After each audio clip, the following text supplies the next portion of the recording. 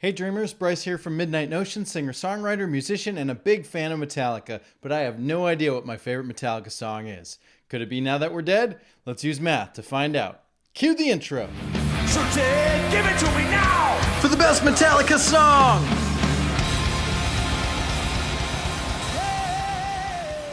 Now That We're Dead, track number 3 off of Hardwired to Self-Destruct.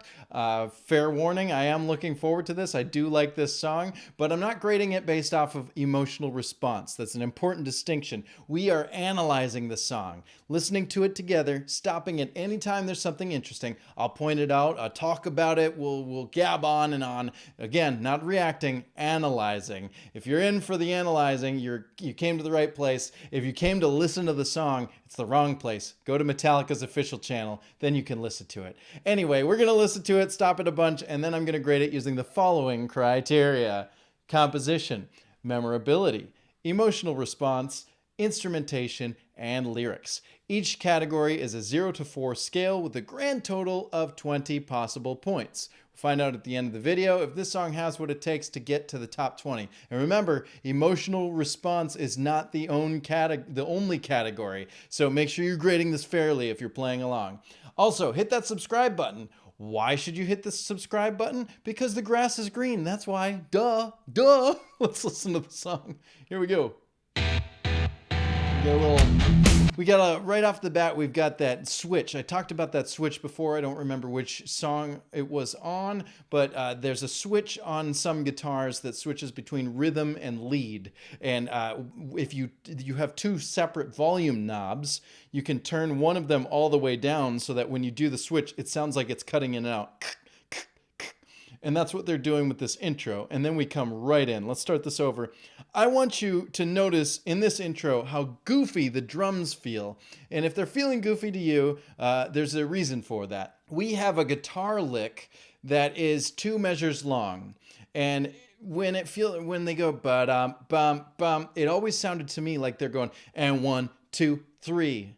Right? But they're actually going and 3, 4, 1. So if you're counting at home, 1, 2, 3, 4, 1, 2, and 3, 4, 1. That's the guitar rhythm. And then there's some chugging on the second measure. So the first measure is and 3, 4, 1, chug, chug, chug. All right? The drums is a 4-bar lick. So we have 2 measures of boom, cha, and 2 measures of he's playing on the toms, okay? Now, I'm talking about this all up front because I want you to notice how goofy this is. We're actually going to start with 3 measures of just chugging on the low E. And the reason why that's important is because the first 2 measures is going to be just drums straight.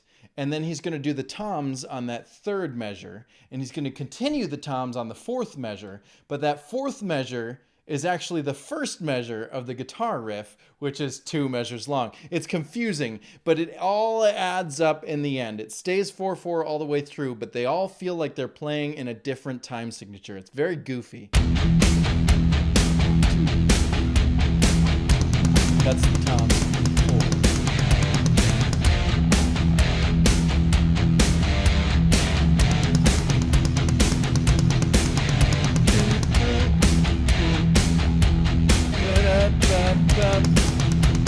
So we have a ba-da-ba-ba, it's a climbing ba-da-ba-ba-ba, and then the second time ba-da-ba-ba, all right, ba-da-ba-ba, ba-da-ba-ba.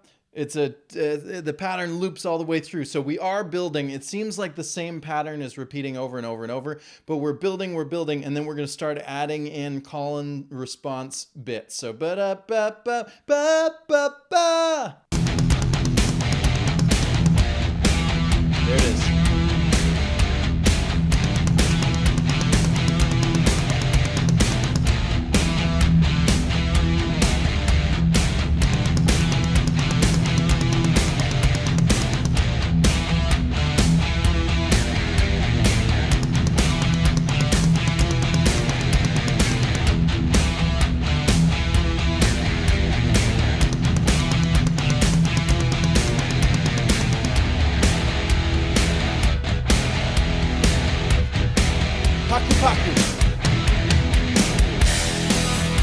that version of the Paku Paku fill. I've talked about that a lot. Paku Paku is a great way to go to the next section. But this one is snare and kick is on the offbeat. So the ku is always the kick drum. So snare is pa, kick drum is ku. Paku Paku. But in this version, it's Paku Dugu Dugu Paku. All right, snare, tom, lower tom, snare. Paka Dugu Dugu Ka. It's a really cool way to transition.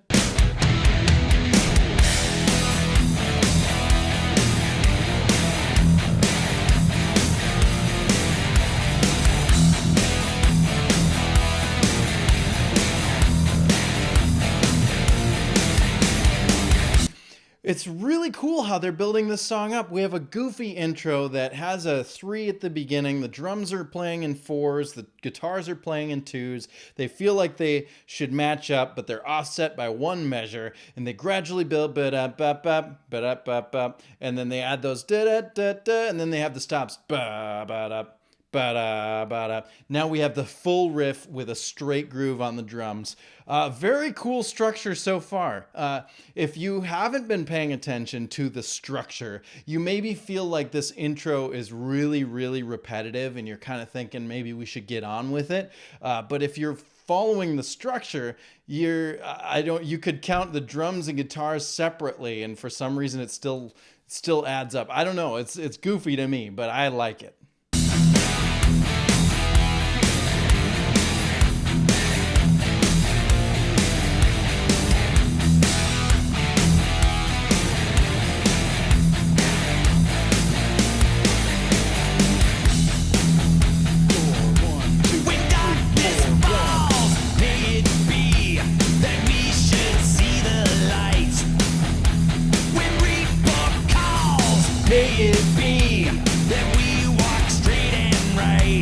The important thing to notice about this song when you're thinking about memorability is how are they setting us up for success? When we're hearing a song for the first time, how long does it take to remember something?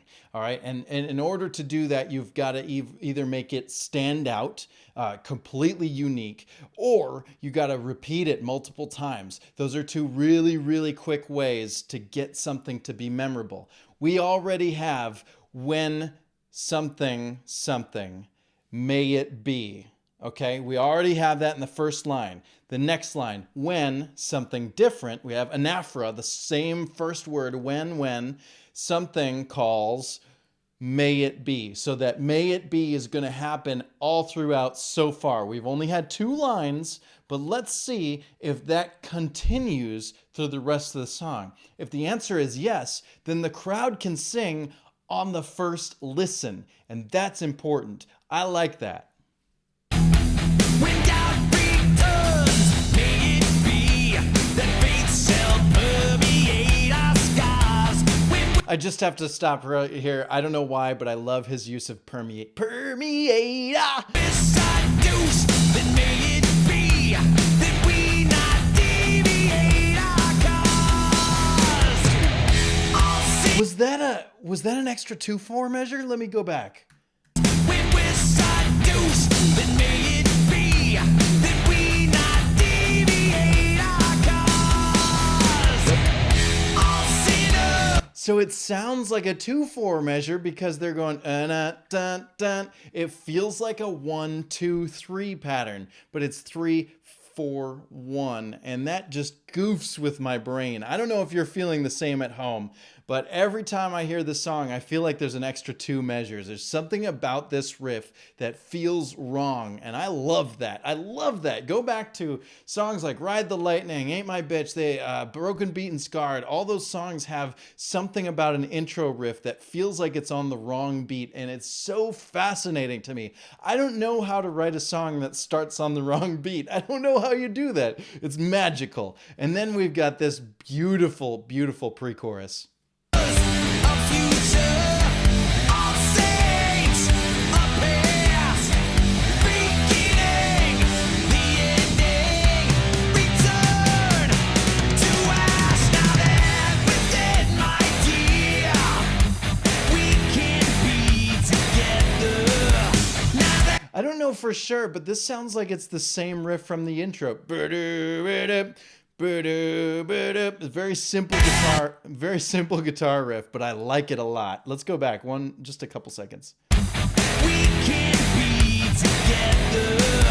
Now that we're dead, my dear, we can't live forever.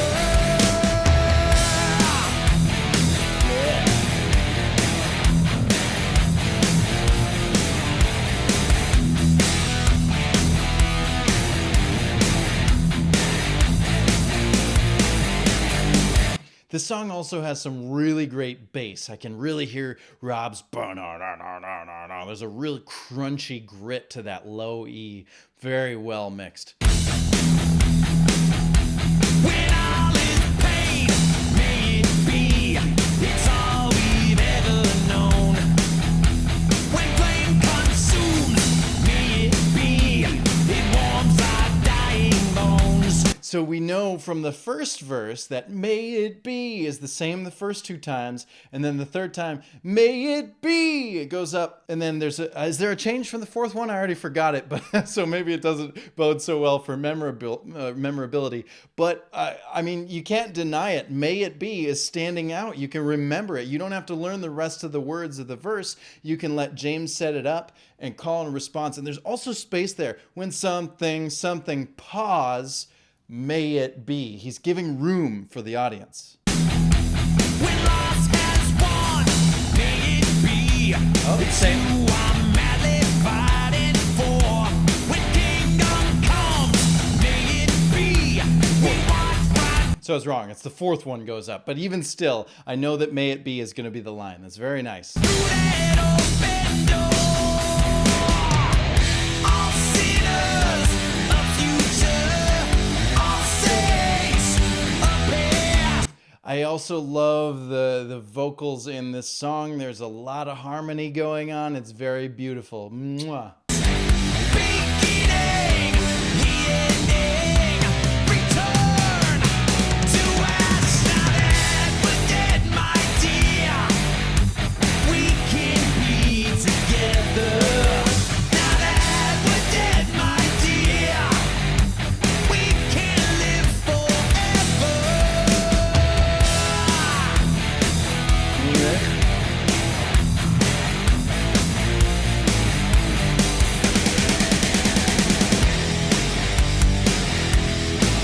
All right, cool. Okay, so now we get a mix-up. We tease the main riff, ba-da-ba-ba, and then we got this fill where they're just scratching on the guitars. You can hear like kind of almost harmonics going on. They're just scratching in the right place. It's really nice.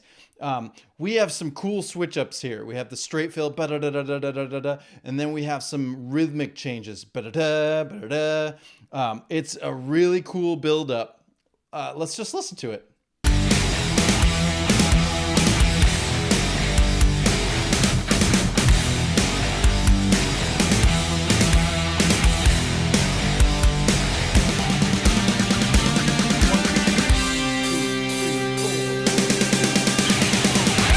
So let's hear it. 1, 2, 3, 1, 2, 3, 1, 2, 3, 1, 2. Was it 4? I think there might be a time signature change there. Let's go back really quick.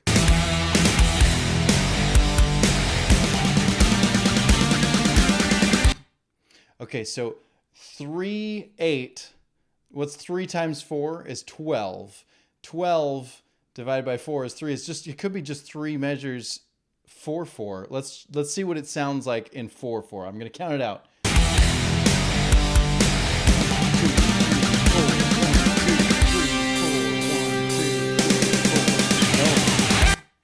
It is probably a time signature change. As I count it there, it does feel like a 1, 2, 3, 1, 2, 3, 1, 2, 3, 1, 2, 3, 1. And because of that, the whole rest of the song is 1, 2, 3, 4, 1, 2, 3, 1, 2, 3. That makes it 3, 8, 3, 8, 3, 8, 3, 8.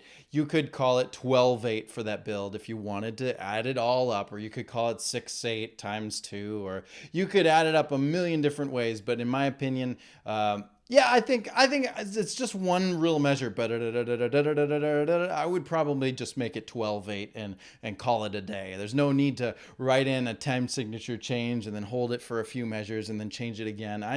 group it all in one. If you would do it differently, let me know in the comments below. But in my belief, that's a 12/8 measure. Here we go. Solo time.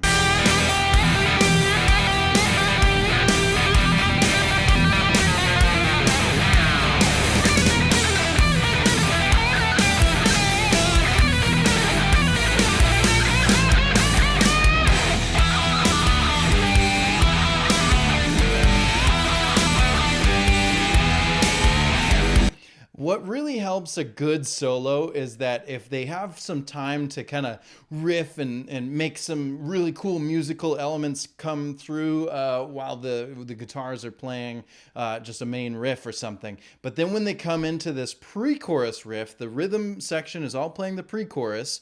The lead guitar is sort of mimicking the vocals a little bit. We've already heard this section 2 other times in the song. So when we come back to it without vocals, it's nice to kind of call back to it. So he's playing something different. He's obviously not playing exactly what the vocals are singing, but there's just a little hint of it, a little memory, like, oh yeah, I remember this part. So really cool callback there from the lead guitar.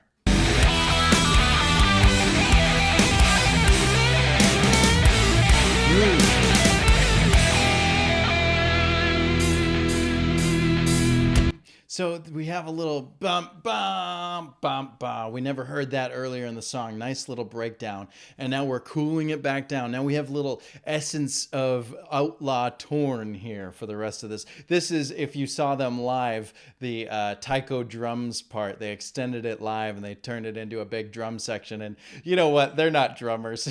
It wasn't that great, but it was fun for them. So we let people have fun here, right? You let people have fun. It's okay to have fun.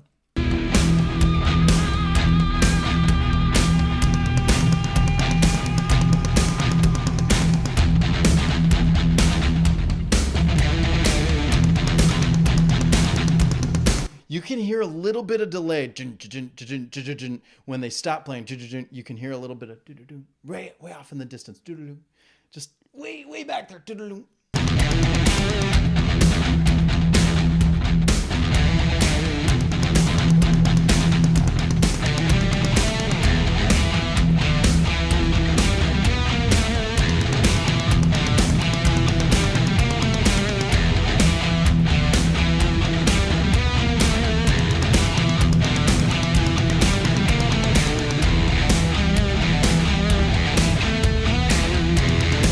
It's almost the same movement even as Outlaw Torn.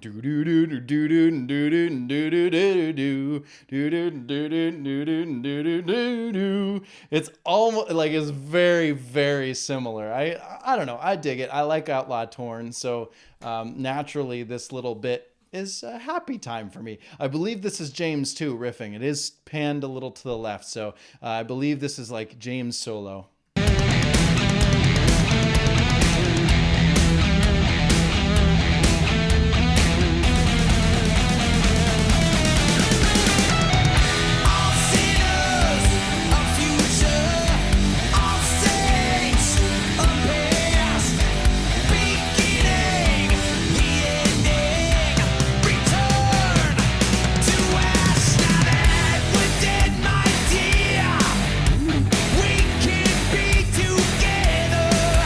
You can hear he's doing a different delivery for this final chorus. There's a lot of artists out there who take the shortcut and they only sing the chorus once and then they copy paste it, because with the magic of DAWs, the DAWs, the digital audio workstations, we can record things once and just loop them forever. And it's nice to hear when an artist does a different delivery in the final chorus, or even just different deliveries throughout. It's nice to notice those changes. So thank you, Metallica. Thank you, James, for giving your all, at least in the third verse or third chorus. I don't know if he changed the second chorus, but good job.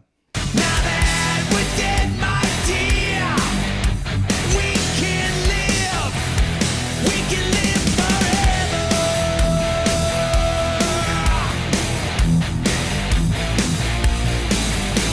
Return to ashes, shed this skin, beyond the black we rise again. We shall live forever.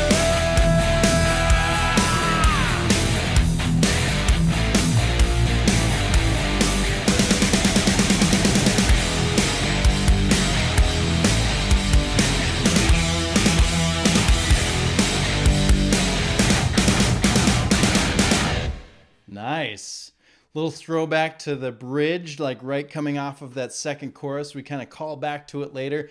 I love it when a chorus or a second final chorus does like an extended bit. We talked about this yesterday in Atlas Rise, how he did one more line before giving the final Atlas Rise. And this, we shall live, pause. We shall live forever. It's nice to have that. Like, you're building tension. We already expect that line to come. And so when you cut it off early, we go, what's wrong? And we sort of lean in like, well, is everything okay? Are we going to finish the line? And then it comes a second time. And when you add it with a nice big drum fill, it's a nice payoff for the audience. I also love, I didn't talk about it in the bridge, but this, when it comes into that heavy, we switched from the hi-hat on the drums to the crash. All quarter notes. Very cool, very heavy, very thick. Love what's happening in the song. A lot to celebrate, not a whole lot to hate. So let's give the suckers. So suckers? There's only one of them. Let's give it some points. Here we go.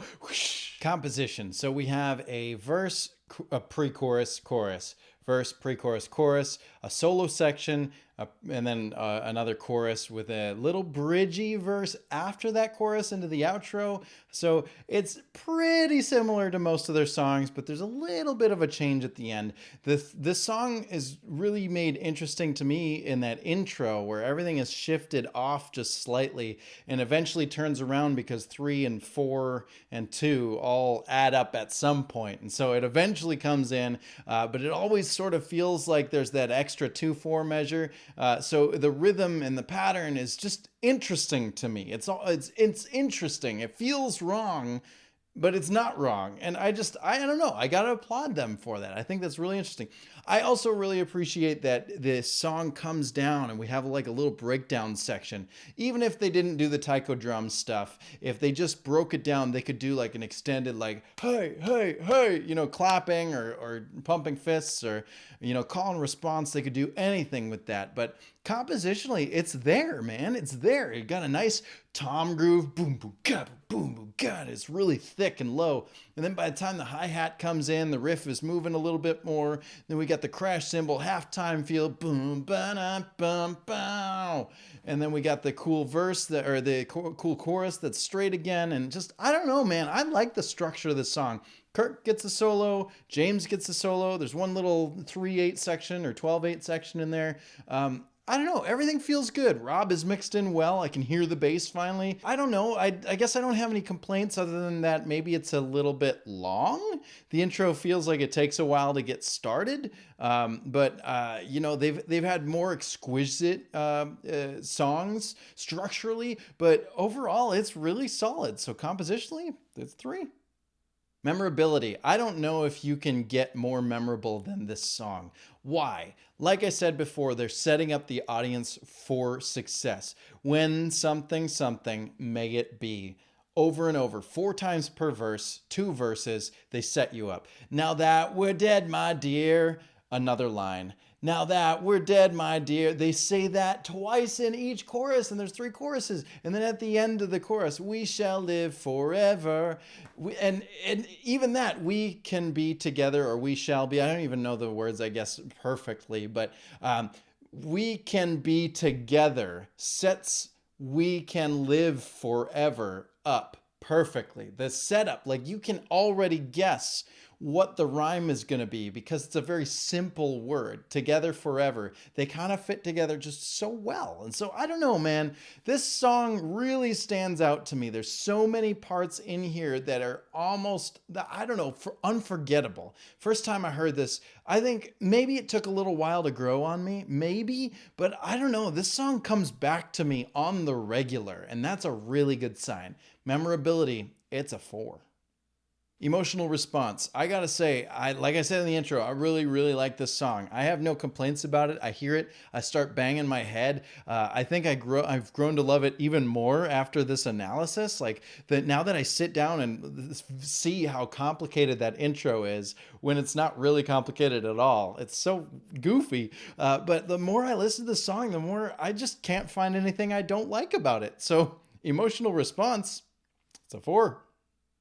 Instrumentation, I have no complaints. I have only celebration. They're maybe not playing as fast as they can. The solo doesn't, maybe sing as loud as some of their other solos, but everything fits like it should, right?